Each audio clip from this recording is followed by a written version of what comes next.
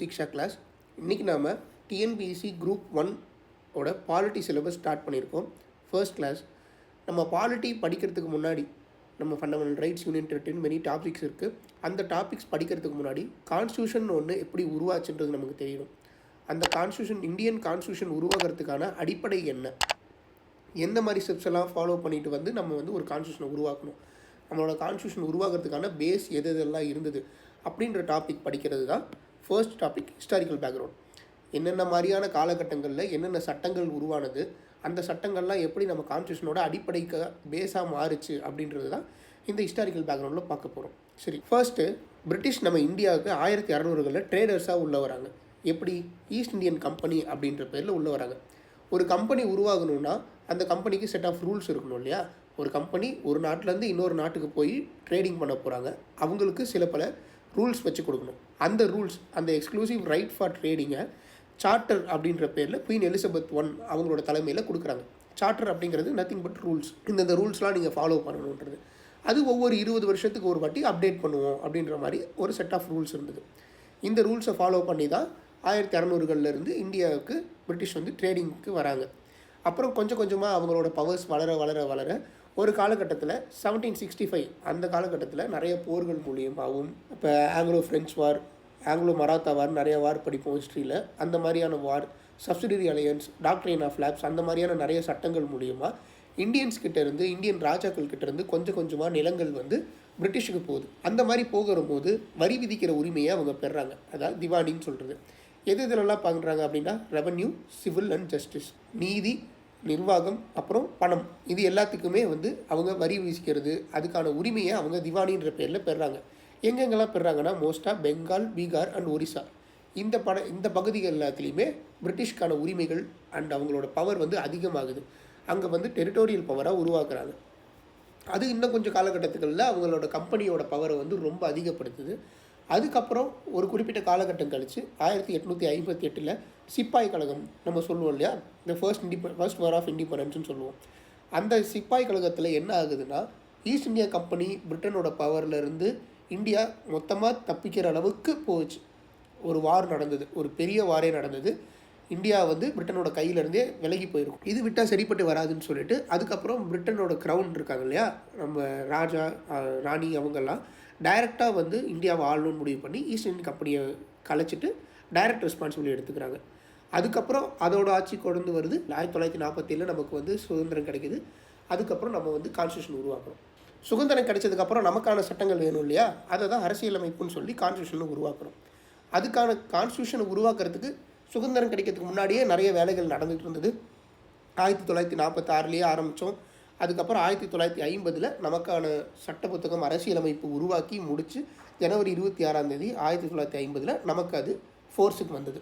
Okay, அதுக்கு முன்னாடி அப்படி நமக்கான கான்ஸ்டியூஷன் உருவாக்குறதுக்கு முன்னாடி நமக்கு சில அடிப்படைகள் இருந்திருக்கும் இல்லையா, ஏதாவது பார்த்து எடுத்திருப்போம். இந்த நாட்டில் இது நல்லா இருக்குது, இந்த நாட்டில் இந்த சட்டங்கள் நல்லா இருக்குது, அதை நம்ம நாட்டுக்கு கொண்டு வந்தால் நல்லாயிருக்கும் அப்படின்றதுல பிரிட்டிஷ் என்னென்ன ரூல் போட்டாங்க, அது எதெல்லாம் இந்தியாவுக்கு செட் ஆகும், இந்த மாதிரியான சில விஷயங்கள்லாம் நம்ம பார்ப்போம். அதெல்லாம் வச்சு அது ஒரு லீகல் ஃப்ரேம் ஒர்க் மாதிரி உருவாக்கி ஒரு கவர்மெண்ட் எப்படிலாம் நடக்கணுங்கிறத வந்து கான்ஸ்டியூஷன் மூலிமா சொல்ல வராங்க. இதை நம்ம பார்க்குறதுக்கு முன்னாடி, நம்மளோட கான்ஸ்டியூஷன் எப்படி உருவாக்குச்சுங்கிறதுக்கு முன்னாடி ஹிஸ்டாரிக்கல் பேக்ரவுண்டில் என்ன நடந்ததுன்னு பார்க்குறது மொத்தமாக 2 பிரிக்க போகிறோம். ஒன்று இந்த கம்பெனி ரூல் 1773 1858 வரைக்கும். இரண்டாவது க்ரௌன் ரூல், அதாவது கம்பெனிக்கிட்டேருந்து பிடுங்கி பிரிட்டிஷ் கவர்மெண்ட்டே டைரெக்டாக நடத்துகிற க்ரௌன் ரூல் 1858 1947 வரைக்கும். சரி, ஃபர்ஸ்ட் நம்ம கம்பெனி ரூல் பற்றி பார்ப்போம். கம்பெனி ரூல் 1773 1858 வரைக்கும். சரி, ஃபர்ஸ்ட் அந்த ஒவ்வொரு 20 வருஷத்துக்கு ஒரு ரூல்ஸ் போடுவாங்கன்னு சொன்னோம் இல்லையா, அந்த மாதிரி 1773 முதல் ரூல்ஸ் ஒன்று வருது. அதுக்கு பேர் ரெகுலேட்டிங் ஆக்ட். என்னென்னா, ஏன் ரெகுலேட்டிங் ஆக்ட் அப்படின்னு ஒன்று உருவாக்குறாங்கன்னா, பிரிட்டன் ஈஸ்ட் இந்தியா கம்பெனியை வந்து கொஞ்சம் பவர் அதிகமாகுது. அவங்க சில பல இல்லீகல் ஆக்டிவிட்டீஸில் இறங்குறாங்க, மக்கள் மேலே அதிகமாக வரி விதிக்கிறாங்க, அவங்க தன்னைத்தானே பணக்காரன் ஆகுறாங்க. சில போர்கள் மூலியமாக சில பல ஆஃபீஸர்ஸ், ராபர்ட் கிளைவ் மாதிரியான ஆஃபீஸர்ஸ்லாம் வந்து நிறைய பணம் சேர்க்குறாங்க. இது வந்து பிரிட்டன் கவர்மெண்ட்டுக்கு பிடிக்கல. ஒரு கம்பெனி வந்து இவங்க சொத்து சேர்க்குறாங்கன்றது வந்து பிடிக்காம கவர்மெண்ட், ஒரு பிரிட்டன் கவர்மெண்ட் வந்து இந்த கம்பெனி நம்ம மூலியமாக நம்மக்கிட்ட பர்மிஷன் வாங்கி வேலை செய்கிற ஒரு கம்பெனி இவ்வளோ இது ஆதிக்கம் செலுத்தக்கூடாது, அவங்கள கண்ட்ரோலில் வச்சுக்கணும்னு நினச்சி ஒரு ரெகுலேட்டிங் ஆக்ட் ஒன்று உருவாக்குறாங்க. சரி, ஏன் இந்த ஆக்ட் இம்பார்ட்டண்ட்? ஏன்னா இதுக்கு வந்து கிரேட் கான்ஸ்டியூஷனல் இம்பார்ட்டன்ஸ் இருந்தது. இதிலிருந்து தான் வந்து பிரிட்டன் வந்து ஒரு சென்ட்ரலைஸ்டு ஃபார்மாக மாறுறாங்க. எப்படின்னு பார்த்தா, the first steps taken by British government to control and regulate the affairs of East India company. East India கம்பெனியை பிரிட்டன் கவர்மெண்ட் வந்து கையில் எடுத்து அவங்கள நம்ம ரெகுலேட் பண்ணணும்னு முடிவு பண்ணது இந்த இடத்துல தான். இங்கே தான் அவங்கள பொலிட்டிக்கல் அண்ட் அட்மினிஸ்ட்ரேட்டிவ் ஃபங்க்ஷனை ரெகக்னைஸ் பண்ணுறாங்க. நீங்கள் பொலிட்டிக்கலாக இது பண்ணணும், நிர்வாகத்துக்கு இதெல்லாம் பண்ணணுன்ற ரெகக்னைஷன் பிரிட்டிஷ் கவர்மெண்ட் வந்து இந்த கம்பெனிக்கு இப்போ தான் கிடைக்கிது. இந்த ரெகுலேட்டிங் ஆக்ட் தான் ஒரு சென்ட்ரல் அட்மினிஸ்ட்ரேஷன் இந்தியாவில் உருவாகிறதுக்கான ஃபவுண்டேஷனாக இருந்தது. அதாவது பிரிட்டன் இந்தியாவை முழுசாக ஆளணும் அப்படிங்கிறதுக்கான ஒரு சென்ட்ரல் அட்மினிஸ்ட்ரேஷன் தலைமையாக இந்த ஆக்ட் தான் வந்து இதோட பேசிக் தொடக்கமாக இருக்குது, ஃபவுண்டேஷனாக இருக்குது. சரி, அப்படி இந்த ஆக்டில் என்னென்னலாம் பண்ணாங்க அப்படின்னு பார்ப்போம். மொத்தம் பெரிய 3 மாகாணங்கள் இருந்தது இந்தியாவில். மெட்ராஸ் மாகாணம், பாம்பே மாகாணம், பெங்கால் மாகாணம்னு. அப்படி கவர்னர் ஆஃப் பெங்கால் அவரை கவர்னர் ஜென்ரல் ஆஃப் பெங்கால்னு மாற்றினாங்க. ஏன்னா பெங்கால் வந்து அப்போ மிகப்பெரிய ஒரு மாகாணமாக இருந்தது. இப்போ பங்களாதேஷ், நம்ம வெஸ்ட் பெங்கால் எல்லாமே சேர்ந்து, ஆசாம் இதெல்லாமே சேர்ந்தது பெங்கால்னு சொல்லுவாங்க. அவ்வளோ பெரிய மாகாணமாக இருந்தது. அதனால் கவர்னர் ஆஃப் பெங்காலை கவர்னர் ஜென்ரல் ஆஃப் பெங்கால்னு மாற்றி அவருக்கு ஒரு எக்ஸிக்யூட்டிவ் கவுன்சில் ஒன்று உருவாக்குறாங்க. அவருக்கு கீழே 4 பேர் வந்து அசிஸ்டண்ட்டாக இருக்கணும், அவங்களுக்கு தேவையான வேலைகளை செஞ்சு கொடுக்கறதுக்கு அப்படின்னு. அப்படி முதல்ல கவர்னர் ஜென்ரல் ஆஃப் பெங்காலை உருவாக்குறது லார்ட் வாரன் ஹேஸ்டிங்ஸ். சரி, இப்படி கவர்னர் ஜென்ரல் ஆஃப் பெங்காலுக்கு நிறைய பவர் கொடுத்ததுக்கப்புறம் என்ன பண்ணுறாங்கன்னா, பாம்பே அண்ட் மெட்ராஸ் பிரசிடென்சியில் இருக்கவங்க எல்லாத்தையுமே இவருக்கு கீழே மாற்றுறாங்க சபார்டினேட்ஸாக. அதுக்கு முன்னாடி இண்டிபெண்ட்டாக அவங்களுக்கு ஏற்ற மாதிரியான சட்டங்களை போட்டுட்டு இருந்தாங்க. இப்போ இவர் சொல்கிறத தான் அவர் கேட்கணும். So this is centralisation.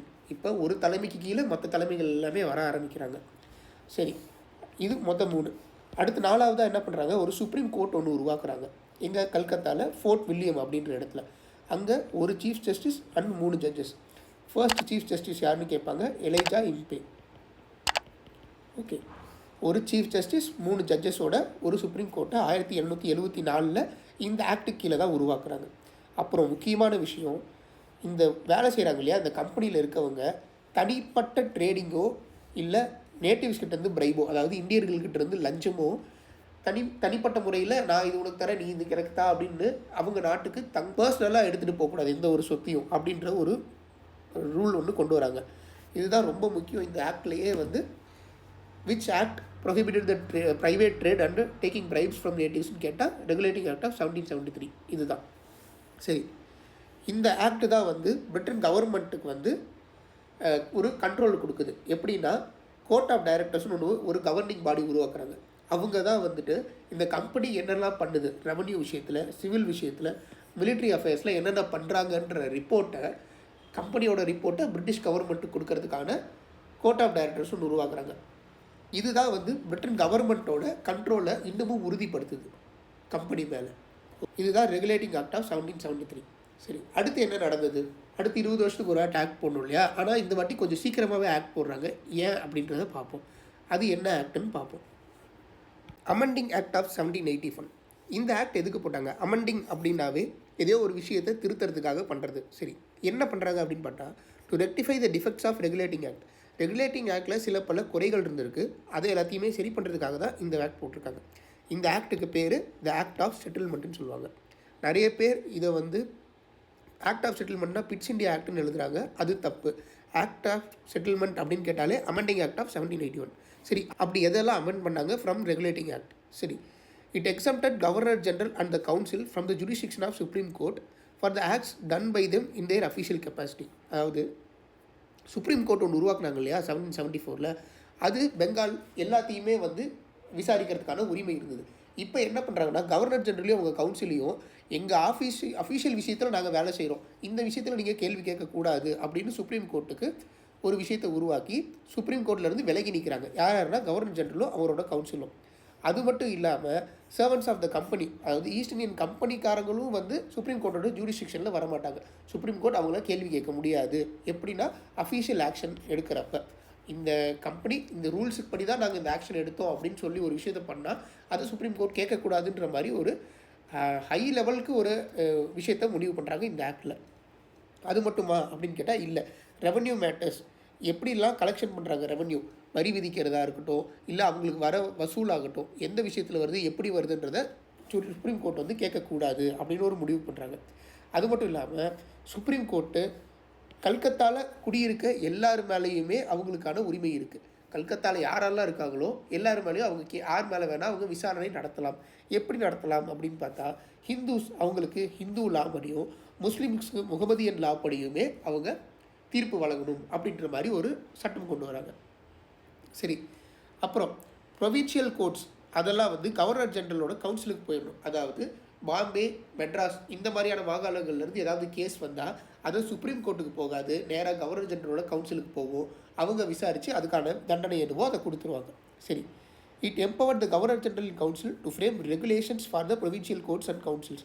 அதாவது கவர்னர் ஜெனரலோட கவுன்சில் இருக்காங்க இல்லையா, அவங்க மாகாணங்களில் இருக்க கோர்ட்டுக்கும் அதோட கவுன்சிலுக்கும், அதாவது பாம்பே, மெட்ராஸ் போன்ற இருக்க கோர்ட்டுக்கும் அவங்களோட கவுன்சிலுக்கும் என்னென்ன மாதிரியான சட்டங்களை ரெகுலேஷன்ஸ்னு போடுறாங்க. நீங்கள் இந்த மாதிரி இதுக்கு ஃபாலோ பண்ணுங்கள், இந்த மாதிரி இந்த விஷயத்துக்கு ஃபாலோ பண்ணுங்கள் அப்படின்ற ரெகுலேஷன்ஸ் போடுற உரிமையும் இந்த ஆக்டில் கவர்னர் ஜெனரலோட கவுன்சிலுக்கு உருவாகுது.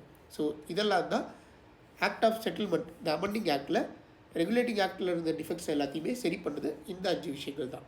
சரி, அடுத்து Pitt's India act of 1784. Pitt's India act, இந்த ஆக்டை பற்றி ஃபஸ்ட்டே சொல்லிடுறேன்.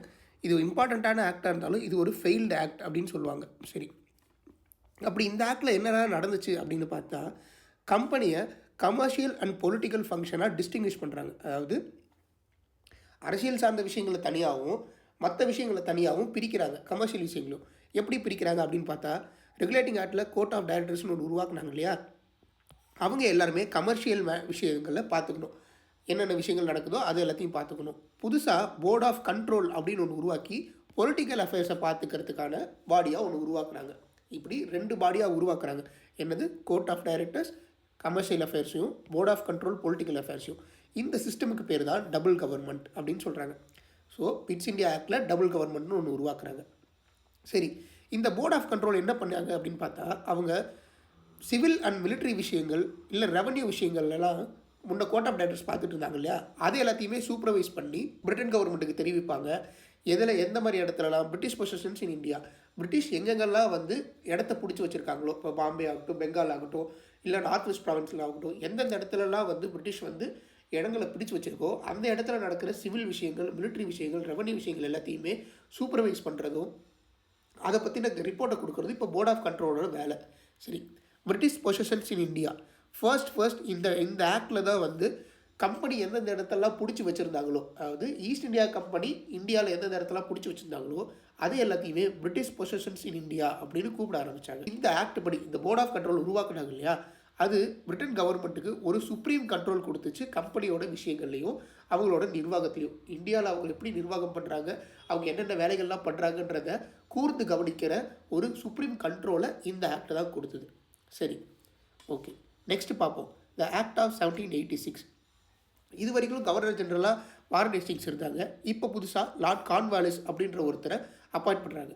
அவர் இந்த போஸ்ட்டை நான் எடுத்துக்கணும் அப்படின்னா எனக்கு 2 டிமாண்ட் இருக்குது அப்படின்னு சொல்கிறாங்க. என்னென்னா, இப்போ கவர்னர் கீழே ஒரு எக்ஸிக்யூட்டிவ் கவுன்சில் இருக்கும். அந்த கவுன்சிலில் இருக்க 4 பேர் ஒரு முடிவு எடுப்பாங்க. இந்த முடிவெல்லாம் சரிங்க, இதெல்லாம் நீங்கள் எடுக்காதீங்கன்னு சொல்லுவாங்க. அதுபடி கவர்னர் நடந்துக்கணும். அந்த மாதிரியான ஒரு விஷயத்தை கூட என்னால் ஓவர் ரைட் பண்ண முடியணும், நான் எடுக்கிறது தான் ஃபைனல் டிசிஷனாக இருக்கணும் அப்படின்ற ஒரு பவர் கேட்குறாரு. கேட்டுட்டு நான் தான் கமாண்டர் இன் சீஃப், நான் தான் தளபதியாக இருக்கணும், எந்த ஒரு விஷயம் நடந்தாலும் அது எனக்கு அப்புறம் தான் எல்லாருக்கும் அதுக்கான உரிமைகள் இருக்குது அப்படின்னு உருவாக்குறாரு. அதை அக்செப்டும் பண்ணிக்கிறாங்க. இப்படி தான் இந்த ஆக்ட் ஆஃப் 1786 உருவாச்சு. சரி, ஓகே, இப்போ நாம் ஒரு 3 இம்பார்ட்டண்ட்டான ஆக்ட் பார்த்தோம். ரெகுலேட்டிங் ஆக்ட், அதுக்கான அமெண்டிங் ஆக்ட், அதுக்கப்புறமேட்டுக்கா பிட்ஸ் இந்தியா ஆக்ட் அண்ட் 1786. இதை பற்றின ஒரு மல்டிபிள் சாய்ஸ் கொஷின்ஸ் மாதிரி ஒரு ரிவிஷன் மாதிரி ஒன்று பண்ணிவிட்டு அடுத்த ஆக்டுக்கு போவோம். சரி, first British East India company எப்படி இந்தியாவுக்கு வந்தாங்க ட்ரேடர்ஸாக 1600 வந்தாங்க. சரி, what was the significance of diwani obtained by East Indian company? என்ன, எதனால் முக்கியத்துவம் கிடைச்சிது அவங்களுக்கு? இந்தியாவில் ட்ரேட் பண்ணுறதுக்காக கிடைச்சதா, இல்லை ரெவன்யூ சிவில் ஜஸ்டிஸில் உரிமை கிடைச்சதா, இல்லை இந்தியா ஃபுல்லாக ஆடுறதுக்கான உரிமை கிடைச்சதா, இல்லை மோனோபொலியாக இருந்தாங்களா எதில், ஸ்பைசஸ் ட்ரேடில்? இல்லை. சரி, rights over revenue civil and justice, civil விஷயத்தில், ஜஸ்டிஸ் விஷயத்தில், வரி விதிக்கிற விஷயத்தில் எல்லாத்துலேயுமே அவங்களுக்கு உரிமை போகப்பட்டது 1765. சரி, what was the primary outcome of regulating act of 1773? 1773 primary விஷயமாக என்ன நடந்தது அப்படின்னு பார்த்தா, கம்பெனி ரூல் முடிஞ்சதான்னு கேட்குறாங்க, டபுள் கவர்மெண்ட் முடிஞ்சதான்னு கேட்குறாங்க. டபுள் கவர்மெண்ட் எங்கே ஆரம்பிச்சது? 1784 பிட்ஸ் இந்தியா ஆக்டில். சரி. Laid the foundation of central administration in India. இதுதான் சரி. இந்தியாவோட சென்ட்ரல் அட்மினிஸ்ட்ரேஷனுக்கு ஃபவுண்டேஷனாக அமைஞ்சது 1773 தான். ஃபஸ்ட்டே நம்ம டிஸ்கஸ் பண்ணியிருப்போம். சரி. First governor general of Bengal யார்? Lord Warren Hastings. ஓகே. எது எஸ்டாப்ளிஷ் ஆனது? விஷயங்களுக்கு என்ன உருவாக்கினாங்க, எஸ்டாப்ளிஷ் பண்ணாங்க? Supreme court. எங்கன்னா கல்கத்தாவில். சரி. எந்த ஆக்ட் கவர்னர் ஜெனரலையும் அவங்களோட கவுன்சிலையும் சுப்ரீம் ஜூடிஸ்டிக்ஷன்லேருந்து வெளியேற்றுச்சு, எக்ஸம்ட் பண்ணுச்சு அப்படின்னு கேட்குறாங்க. எதுனா அமெண்டிங் ஆக்ட் ஆஃப் 1781. சரி. பிட்ஸ் இந்தியா ஆக்டோட ப்ரைமரி பர்பஸ் என்ன அப்படின்னு பார்த்தா, கமர்ஷியலாகவும் பொலிட்டிக்கல் ஃபங்க்ஷனாகவும் கம்பெனியோட வேலைகளை பிரித்தாங்க. So answer B. Pitt's India ஆக்டில் என்ன சிஸ்டம் உருவாக்குச்சு? சிங்கிள் அட்மினிஸ்ட்ரேஷனா, ஜுடிஷியல் ரிவ்யூவா, டபுள் கவர்மெண்ட்டாக, ரெவன்யூ கலெக்ஷன் சிஸ்டமானு கேட்குறாங்க. Double government system. என்னென்னது? Board of control and court of directors, அது மாதிரி ரெண்டாக பிரித்தாங்க. சரி. Which act officially referred company territories at British positions in India? எந்த ஆக்ட் நம்ம படிச்சிருப்போம்? Pitt's India act of 1784. சரி. Who was the Governor General of Bengal empowered to override the council decision in Act 1786? கவுன்சிலோட டெசிஷனை நான் over power பண்ணும், அப்போ தான் இந்த பதவியை எடுத்துப்பேன் யார் கேட்டால் லார்ட் கார்ன்வாலிஸ். சரி. அடுத்து ஸ்டேட்மெண்ட் பேஸ்ட் கொஸ்டின் பார்ப்போம். இப்போ பாலிட்டியை பொறுத்த வரைக்கும் இந்த மாதிரி கொஸ்டின்ஸ் தான் அதிகமாக கேட்பாங்க. சரி. ஒரு 3 ஸ்டேட்மெண்ட் கொடுத்துருக்காங்க. அது எதெல்லாம் சரி அப்படின்னு கேட்குறாங்க. ரெகுலேட்டிங் ஆக்ட் ஆஃப் 1773 படி. First step British government take to regulate East Indian கம்பெனியான்னு கேட்குறாங்க. ஆமாம், இது சரி. It made governor of Bombay and Madras presidency independent of பெங்கால்னு கேட்குறாங்க. இல்லை, சபார்டினேட்ஸ் ஆஃப் பெங்கால். சரி. It prohibited servants of the company from engaging in private trade. Yes. And also taking bribes from natives வந்து ப்ராஹிபிட் பண்ணப்படுறாங்க. So answer 1 and 3. சரி. Which of the following by the features of amending act of 1781? என்னென்ன ஃபீச்சர்ஸ்ன்னு கேட்குறாங்க. Revenue மேட்டர்லேருந்து சுப்ரீம் கோர்ட்லேருந்து விலக்கி வைக்கிறாங்களா? எஸ். போர்ட் ஆஃப் கண்ட்ரோல் உருவாக்குச்சா? இல்லை.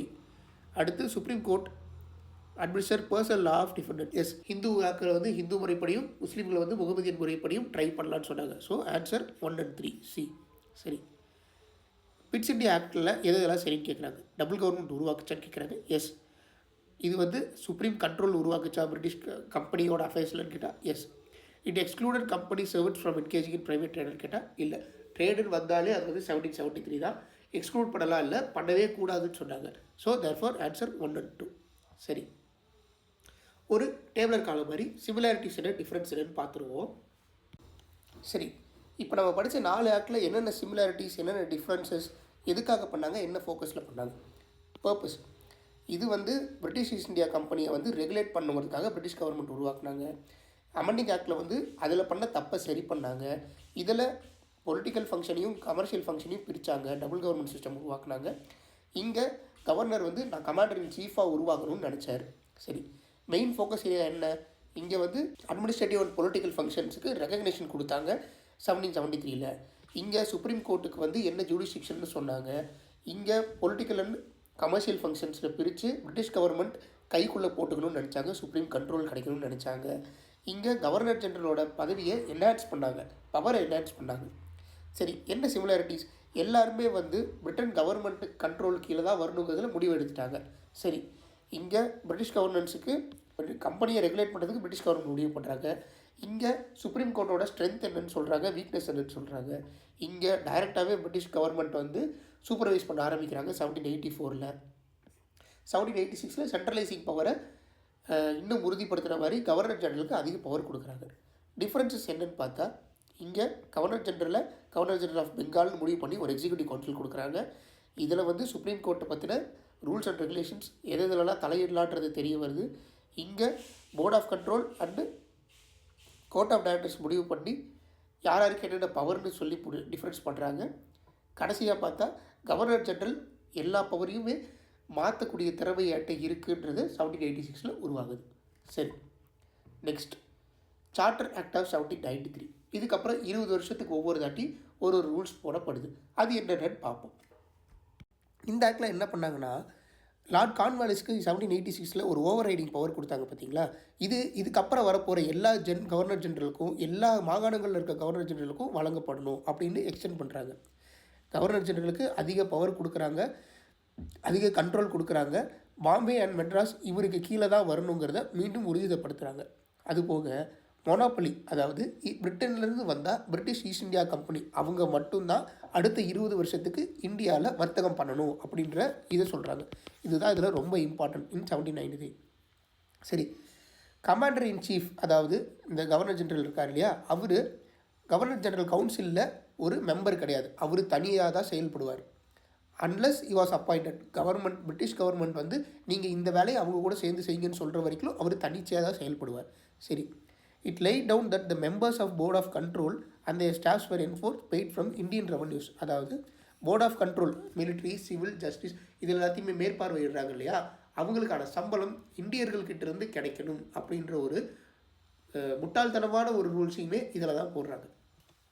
சரி, அடுத்து சார்ட்டர் ஆக்ட் ஆஃப் 1813. அடுத்து 20 வருஷம் கழிச்சு ஒரு ஆக்ட் வருது. இந்த ஆக்டில் என்னென்ன முறைப்படுத்தியிருக்காங்க, என்னென்ன கொண்டு வந்திருக்காங்கன்னு பார்த்தா, பிரிட்டிஷ் ஈஸ்ட் இந்தியன் கம்பெனிக்கு 1793 மோனோபொலி கொடுத்தாங்க, அவங்க மட்டும்தான் ட்ரேட் பண்ணணுன்னு. அந்த ட்ரேடிங் ரூல்ஸை அபாலிஷ் பண்ணுறாங்க. எங்கே கண்டினியூ பண்ணுறாங்கன்னா, சைனாவில் ஃப்ரீ ட்ரேடு வந்து பிரிட்டிஷ் ஈஸ்ட் இந்தியா கம்பெனி மட்டும்தான் பண்ணணும், மற்றபடி இந்தியாவுக்குள்ளே பிரிட்டன்லேருந்து வேறு கம்பெனிஸ் கூட வந்து ட்ரேடிங் பண்ணலாம் அப்படின்னு ஒரு சட்டத்தை உருவாக்குறாங்க. இந்த சட்டம் என்ன பண்ணுதுன்னா, கம்பெனிக்கு மேலே, அதாவது கம்பெனிக்கு மேலே க்ரௌனு நாங்கள் ஒருத்தர் இருக்கோம் அப்படின்றத மீண்டும் உறுதிப்படுத்துது. இந்த 1813 வெஸ்டர்ன் எஜுகேஷனை ஸ்ப்ரெட் பண்ணுறதுக்காக எங்கெங்கெல்லாம் பிரிட்டிஷ் வந்து பிடிச்சி வச்சுருக்காங்களோ அங்கே இங்கிலீஷை பரப்பணும், அவங்களுக்கு வெஸ்டர்ன் எஜுகேஷனை பரப்பணுங்கிறதுக்காக 1 லட்சம் ரூபாய், அப்போ அது விலை ரொம்ப அதிகம், இந்தியன் எஜுகேஷனுக்காக ஒதுக்குறாங்க. அப்புறம் லோக்கல் கவர்மெண்ட்ஸ், அங்கங்கே சின்ன சின்ன கவர்மெண்ட்ஸ் உருவாக்கியிருப்பாங்க இல்லையா, அவங்க மக்களுக்கு விதி விதிக்கலாம், அந்த வரி விதிக்கலாம், அந்த வரியை கட்டாதவங்க மேலே தண்டனைகளும் கொடுக்கலாம் அப்படின்றது 1813 உருவாக்குறாங்க. ஸோ இதுதான் சார்ட்டர் ஆக்ட் ஆஃப் 1813. அடுத்த 20 வருஷம் கழிச்சு என்ன போடுறாங்கன்னு பார்த்தா, இதுதான் ஃபைனல் ஸ்டெப் டுவர்ட்ஸ் சென்ட்ரலைசேஷன் இன் பிரிட்டிஷ் இந்தியா. அதாவது எல்லாரையும் ஒன்று திரட்டணும் அப்படிங்கிற ஃபைனல் ஸ்டெப் எது அப்படின்னு பார்த்தா சார்ட்டர் ஆக்ட் ஆஃப் 1833. சரி, இந்த ஆக்ட் கொஞ்சம் பெரிய ஆக்ட், ரொம்ப முக்கியமான ஆக்ட். இதில் இம்பார்ட்டண்ட்டான ஃபீச்சர்ஸ் என்னென்னு பார்க்கலாம். இத்தனை நாளாக கவர்னர் ஜெனரல் ஆஃப் பெங்கால் அப்படின்றத கவர்னர் ஜெனரல் ஆஃப் இந்தியான்னு மாற்றுறாங்க. ஸோ இதுதான் சென்ட்ரலைசேஷனுக்கான முக்கிய ஸ்டெப். பெங்கால் மட்டும் கிடையாது, all over the India governor general rule போட முடியும். அவருக்கு சிவில் அண்ட் மிலிட்ரி பவர்ஸ் எல்லாமே வழங்குறாங்க. அப்போ தான் first time government of India, அதாவது இந்த கவர்னர் ஜெனரலுக்கு வந்து இந்தியா ஃபுல்லாக அத்தாரிட்டி இருக்கிறதுக்கான உரிமை கிடைக்குது. அப்படி வந்தவர் யாருன்னா, ஃபர்ஸ்ட் கவர்னர் ஜெனரல் ஆஃப் இந்தியான்னு வந்தது யாருன்னா லார்ட் வில்லியம் பென்டிக். சரி, இவர் வந்தவர் என்ன பண்ணுறாரு, பாம்பே மெட்ராஸ் வந்து அவங்களுக்கான சட்டம் இயற்றும் அதிகாரம் இருக்கும் இல்லையா, அவங்க ஏரியாவுக்கு அவங்க நிலங்களுக்கு ஏற்ற மாதிரியான விதிகள் இருக்கும் இல்லையா, ரயத்வாரி முறையாக இருக்கலாம், இல்லைனா பர்மனன்ட் செட்டில்மெண்ட் ஆக்டாக இருக்கலாம், இந்த மாதிரியான ஆக்டு எதுவுமே இனிமேல் போட முடியாது. சட்டங்கள் இனிமேல் நான் போடுறது தான் இந்தியா ஃபுல்லாக சட்டம், நான் சொல்கிறது தான் இந்தியா ஃபுல்லாக எங்கெங்கெல்லாம் பிரிட்டிஷ் ஆளுதோ அது எல்லாத்தையும் ஃபாலோ பண்ணுற மாதிரி முடிவு பண்ணாங்க. இந்த பாம்பே மெட்ராஸில் இதுக்கு முன்னாடி போட்ட சட்டங்கள் எல்லாமே இனிமேல் வெறும் ரூல்ஸு தான், ரெகுலேஷன்ஸ் தான், அதை ஃபாலோ பண்ணலாமா வேணாமான்றதை நான் தான் முடிவு பண்ணுவேன் அப்படின்ற மாதிரி கொண்டு வராங்க. சரி, it ended the activities of East Indian company as a commercial body.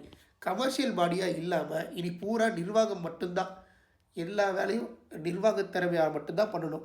IAS IPS ஆஃபீஸர்ஸ்லாம் எப்படி நிர்வாகம் பண்ணுறாங்களோ அந்த மாதிரியான ஒரு நிர்வாக பாடியாக தான் ஈஸ்ட் இந்தியா கம்பெனி இனிமேல் செயல்படும். ட்ரேடிங் கம்பெனியாகவோ கமர்ஷியல் கம்பெனியாகவோ இனிமேல் செயல்படாது அப்படின்னு மாற்றுறாங்க. அவங்க இனிமேல் இந்த trust for his majesty and the heirs and successors, மகாராணியின் பேரால் நாங்கள் இனிமேல் வேலை செய்வோம் அப்படின்ற மாதிரி தான் இனி பண்ணி ஆகணும். சரி, இந்த 1883 தான் first open competition for civil servants, இந்த ஐஏஎஸ் ஐபிஎஸ் ஆஃபீஸர்ஸ்லாம் இருக்காங்க இல்லையா, இந்த மாதிரி ஒரு விஷயத்தை உருவாக்கலான்னு சொல்லி முடிவு பண்ணுறாங்க.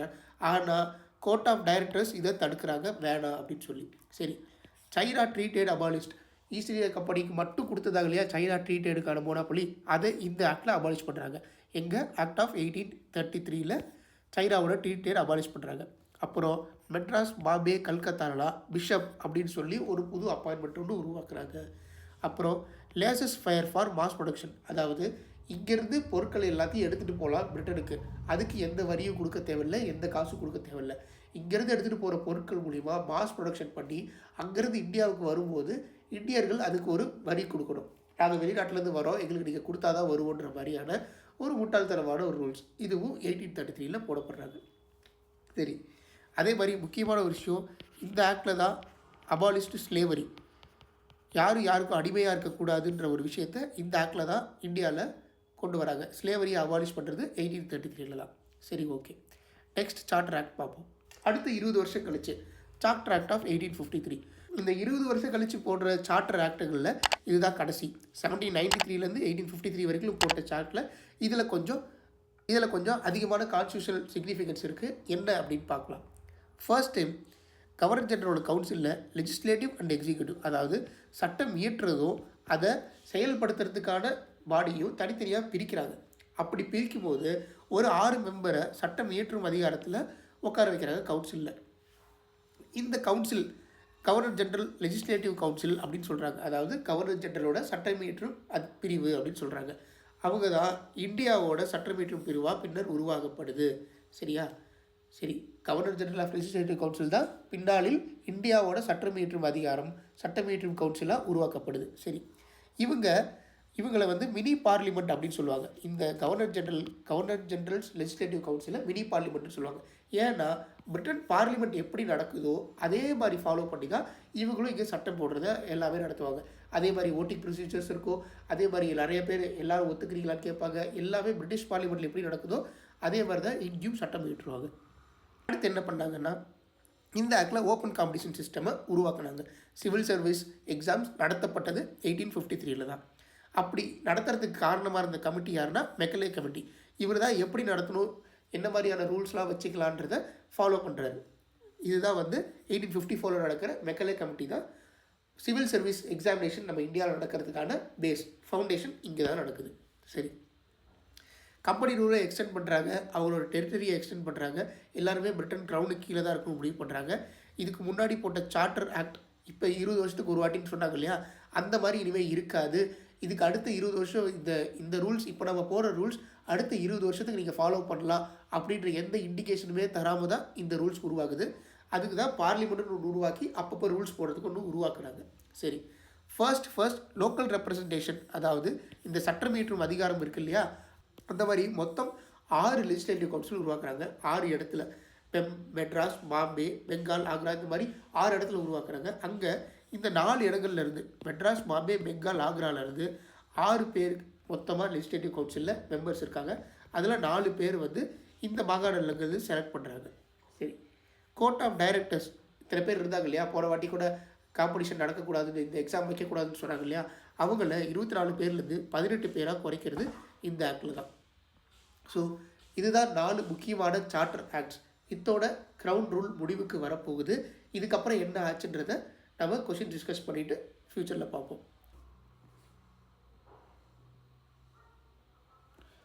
சரி, எந்த ஆக்ட் வந்து ட்ரேட் மோனோபொலியை வந்து 20 வருஷத்துக்கு எக்ஸ்டெண்ட் பண்ணாங்க அப்படின்னு கேட்குறாங்க. 1793 தான் ஃபர்ஸ்ட் எக்ஸ்டெண்ட் பண்ணாங்க. அதுக்கப்புறத்துல இருந்தால் 93, 13, 33, 53ன்னு 20 வருஷத்துக்காக எக்ஸ்டெண்ட் ஆச்சு.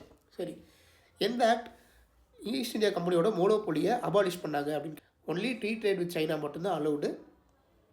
மொத்த ஆக்டில் வந்து எல்லாருமே வந்து உள்ள வந்து மெர்ச்சன்ட்ஸாக வந்து வேலை செய்யலாம். சரி, யார் first governor general of India அப்படின்னு கேட்குறாங்க. Lord William Bentinck. எங்கே 1833 தான் அவருக்கான பதவி வழங்கப்பட்டுச்சு. 1853யோட லெஜிஸ்லேட்டிவ் ரிஃபார்மில் என்ன சிக்னிஃபிகன்ஸ் இருந்தது? Separation of legislative and executive functions. சட்டம் இயற்றத்துக்கும் அதை செயல்படுத்துறதுக்குமான பாடியை தனித்தனியாக பிரித்தாங்க. எந்த ஆக்ட் 1 லட்சம் ரூபா கொடுத்தாங்க மிஷன் எஜுகேஷனுக்குன்னு கேட்டால் 1813. சரி, key features of 1833 regarding civil service. அங்கே தான் ஃபஸ்ட்டு ஓப்பன் காம்படிஷன் கொண்டு வரலான்னு இன்ட்ரடியூஸ் பண்ணுறது 33ல் தான்.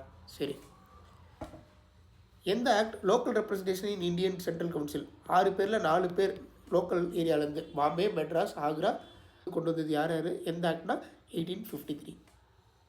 சரி, 1833ல் லெஜிஸ்லேட்டிவ் பவர்ஸை எந்தெந்த பிரசிடென்ட்ஸ்லேருந்து பிடுங்கினாங்க அப்படின்னு கேட்குறாங்க. எந்தெந்த இடத்துலேருந்து? மெட்ராஸ் அண்ட் பாம்பே. ஸோ பெங்கால் தான் முழு பவரும் இருக்கும், மெட்ராஸ் அண்ட் பாம்பேன்றது பிடிக்கிட்டாங்க. ஸோ இதுதான் சென்ட்ரலைசேஷன். சரி, எந்த ஆக்ட் பிரிட்டிஷ் க்ரௌன் தான் சாவரனிட்டி கம்பெனிக்கு மேலே அப்படின்னு சொல்கிறத உறுதிப்படுத்துகிறாங்க அப்படின்னு கேட்டால் 1813. ஏன்னா ட்ரேட் மோனோபொலியை வந்து பிடிக்கிட்டு யார் வேறா வந்து ட்ரேடிங் பண்ணலான்ற சட்டத்தை 1813 தான் கொண்டு வந்தாங்க. சரி, எவ்வளோ பேர் கோர்ட் ஆஃப் டைரக்டர்ஸை மாற்றினாங்க 1853ல்? 24லேருந்து 18, அதுதான் குறைச்சாங்க. ஃபுல்லாகவே அபாலிஷ் பண்ணப்படலை. அவங்க சேலரிஸ் இந்தியன் ரெவன்யூவில் தான் வாங்கப்பட்டுச்சு. சரி, ஸ்டேட்மெண்ட் பேஸ்ட் கொஷின்ஸ் பார்ப்போம். 1793ல் இதெல்லாம் correct. Extend the trade monopoly for East India for another 20 years. Yes. Governor ஜெனரலுக்கு ஓவர் ரைடிங் பவர் இருந்ததா சப்பார்டினேட் பிரசிடென்சிக்கு? எஸ். கமாண்டர் இன் சீஃபை அபாலிஷ் பண்ணாங்களா கவர்னர் ஜெனரல் கவுன்சில் இருந்ததுன்னா? இல்லை, இவருக்கு தான் சுப்ரீம் பவர் இருந்தது. So answer 1 and 2 only. சரி, எதெல்லாம் charter act of 1833 correct statements அப்படின்னு பார்ப்போம்.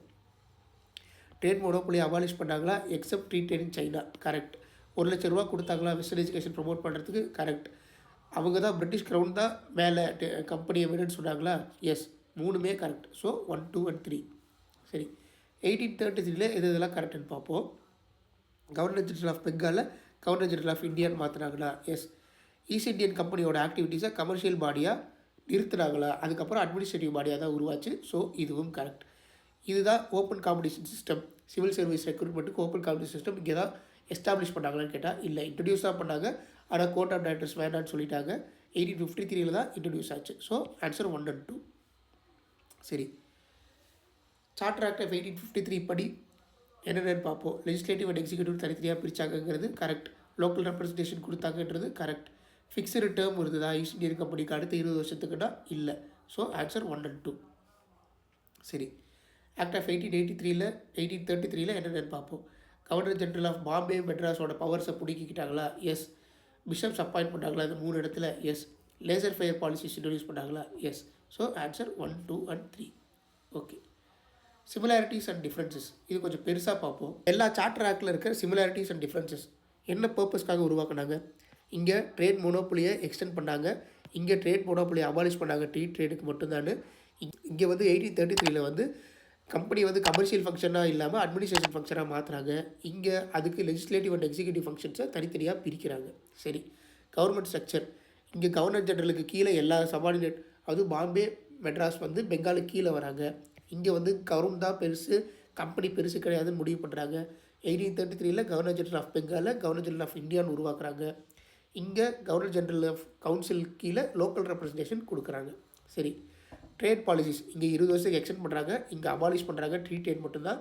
இங்கே கமர்ஷியல் பாடி கிடையவே கிடையாது, இங்கே ட்ரேடிங்கே கிடையாது, ஒன்லி அட்மினிஸ்ட்ரேட்டிவ் பாடி.